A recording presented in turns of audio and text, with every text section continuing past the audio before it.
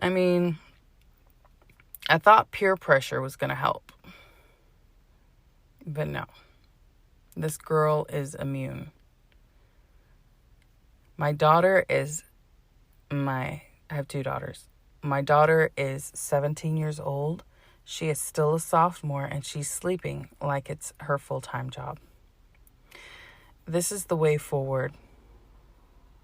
And I'm going to discuss something that's been on my heart ever since this child was born. I think this concern grew as she did. Ever since this little LA-born, little red-headed, cone-headed nugget grew into a woman, I think I'm just more and more concerned. I keep asking myself, because she's sleeping like it's her full-time job.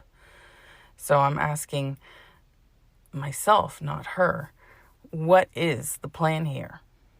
And what she says is, oh, don't worry about it. I've got this, or I'm going to get to it. I've got it under control. But I kind of, I've seen her since 0 to 17.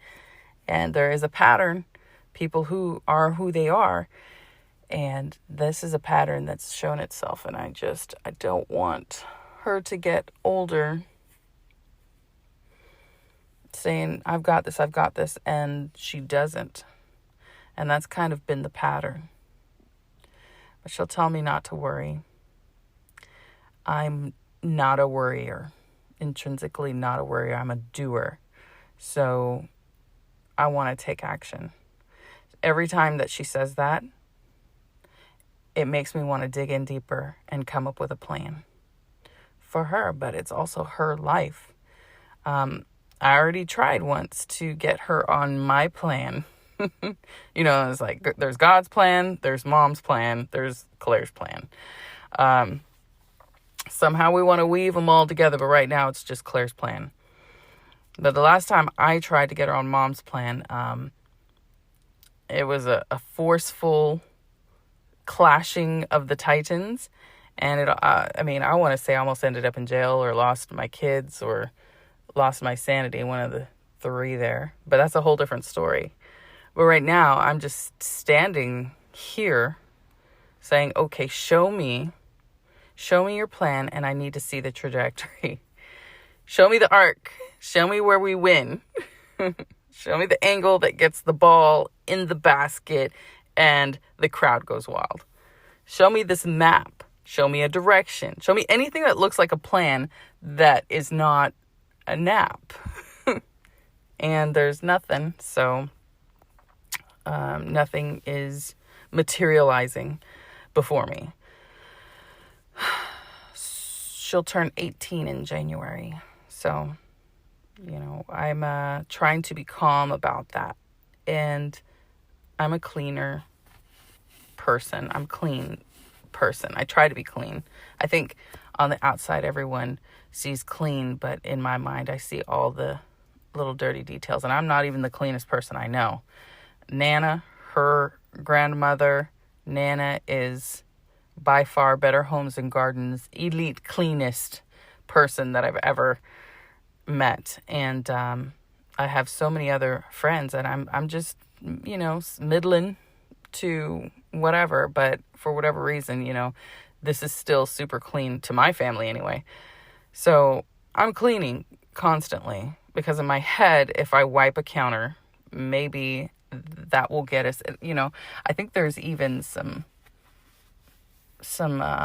motivational speakers that say, oh, you spread your bed and this will jumpstart action and activity. But there's some truth in that, I think. But in my head, if I wipe a counter, if I can see a clean space, all of a sudden that there's a little bit of freedom in that. So that's what I tell myself daily. If I just finish, then I can rest. But then there's always more. It never ends. There's never really truly rest. I don't care. That's fine. I'll rest in the grave, right? I'll also rest in my bed if I ever buy that really nice one. Maybe it'll feel like I'm on a cloud instead of in the grave, and that's the goal. But I do feel like a drone. I feel like one of those worker bees, just going and going and going. But I'm supposed to be the queen bee, and I recognize that, and I'm trying to honor that. What I really feel like, though, is that I'm missing something.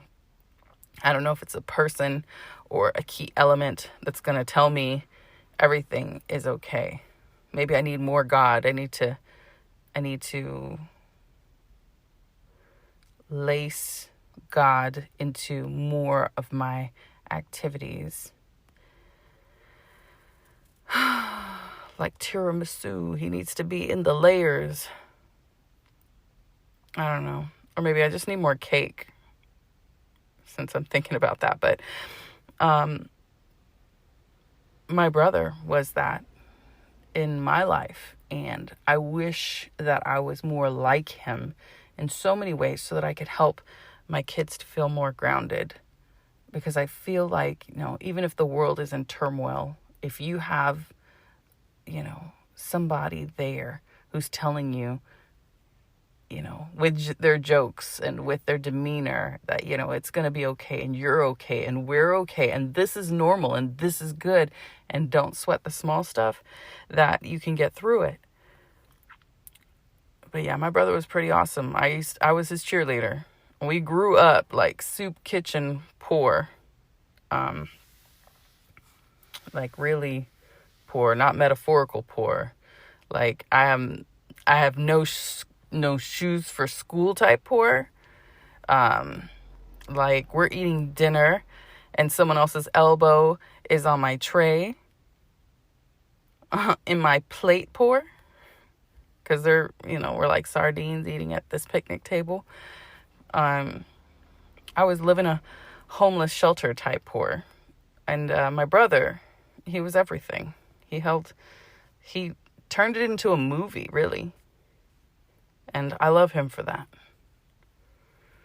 Without him, I think I would have been this like hypertensive, disassociating, I hear that word thrown around, 12-year-old wreck, really. I don't have him anymore. I like to say that God learned how to laugh with us. And that was my sanctuary. But yeah, I lost him. Not to an accident or anything like that. To my sister-in-law. He totally fell off the map. Like after he got married, he was just totally up her butt and never to be seen or heard from again. He surfaces every now and again like a groundhog, to say hi and be cool for 5 seconds. But I'm happy for them. They're happy. They have 2 kids. It's great.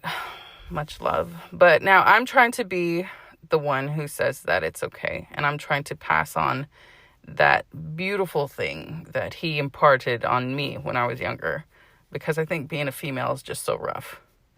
It really is. There's so many emotions and people want to make you feel like you're crazy and fat and thin. And remember the Barbie monologue? America Ferrera? Yep. But it's not okay.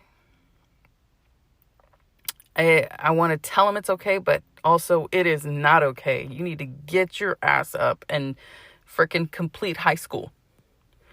So my house is clean now. My nerves are shot. And my daughter, my gorgeous, radiant, beautiful, beaming, L-type, why aren't you on the front of Vogue, model type daughter is asleep upstairs while her transcripts continue to decay and rot and decompose, and I can't even compost it and turn it into flowers. I mean, that's the goal though. I'm working on it, and I'm trying not to panic, because here's the thing. Only 86% of kids in this country graduate high school on time. And that means that 1 out of 7 is off track. And I'm thinking, well, and to some degree, that means that we're in this small percentage where she is standing out. Right. Okay. I was trying to think of how to turn that, but not in the best way. So that doesn't make her broken. There's nothing wrong with that girl. I mean, she wants to tell me that there's, that dissociation word, the emotional stress, all the emotional, painful, pre-medical, I'm going to say pre-medical because it's not even like that, but just really it's the stressors of being a youth today. But that's the weight that she has on her shoulders. It's moving on to my shoulders. And I tell myself that she needs to get on this timeline. I want to believe that she can do this on her own timeline. But I know what it looks like to go through the motions and not really accomplish anything. So I want to believe in her path, but I'm not sure that it's going to be productive. Because you see, I'm going to tell you a little bit about myself. Who out there is a straight A student? Who out there was always winning? I mean, if you're a female, like that is your go-to.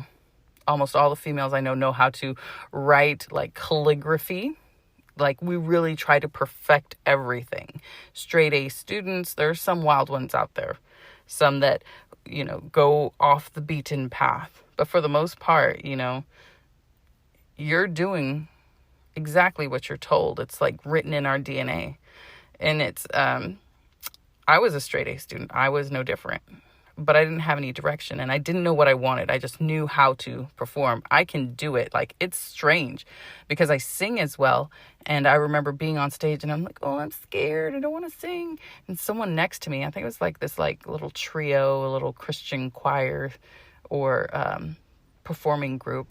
And the person next to me was like, sing. And I just turned into the mic and it was like, Kelly Clarkson live or something. And it was just beautiful. And I was like, wow, who's this? Hello, me. Didn't expect it. But, when you're told or when you're given orders, you perform. So that made sense. What made sense for me, is to join the military. And I'm not alone in that. I think there are many smart, capable kids who just end up in uniform because they don't really know what it is that they want. But they know how to do what they're told. Especially the ones who grew up poor and obedient and are tired and really just don't want to fuck up. So I've got some things going for me. I'm clean. I have this safe path that I'm on in the military. Safe, that's relative, right? It's a sacrifice. There's danger when you deploy. However, and when it comes to employment, it's a pretty safe type of employee. You get paid on the 1st and the 15th of the month. That's expected.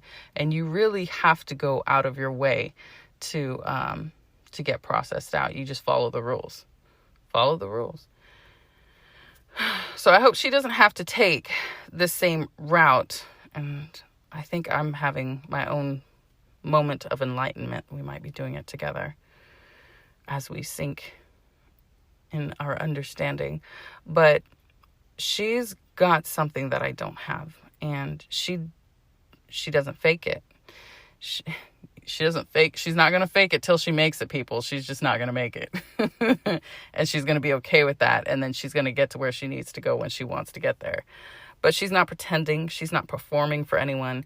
And as scary as it is, I think, to watch, I think that it might be the bravest thing I've ever seen. I don't know if it's brave or a little bit of stupidity laced in there, but sometimes, ignorance is bliss. But she's doing something very brave, and I'm trying to allow her to do this and to be her own hero. But kids today, they drown in pressure, and I don't want to be an extra layer of that. More than 70% of them say that anxiety and depression are major issues. That's a statistic that's out there somewhere on the internet. But, that is the resounding verbiage that I keep hearing. So if she needs to sleep, I let her sleep. I try. Because when she wakes up, I need her to know that it's not a race. It is a race. But it's not a race, at least not yet. And that she's not behind. She is royalty, like moi. Even if she's late to the throne. Even if she's late to the throne. It still counts. Yeah, that's good. Because I think I'm late to the throne. I just went the other way. I'm just all exhausted and tired and broken, but still standing, still trying to be soft. But girl, make your way onto your throne, please. We are all awaiting your arrival. This is Better Moody, and I hope you're feeling good, and I hope you're feeling empowered and supporting the ones that you love. I'll talk to you next time.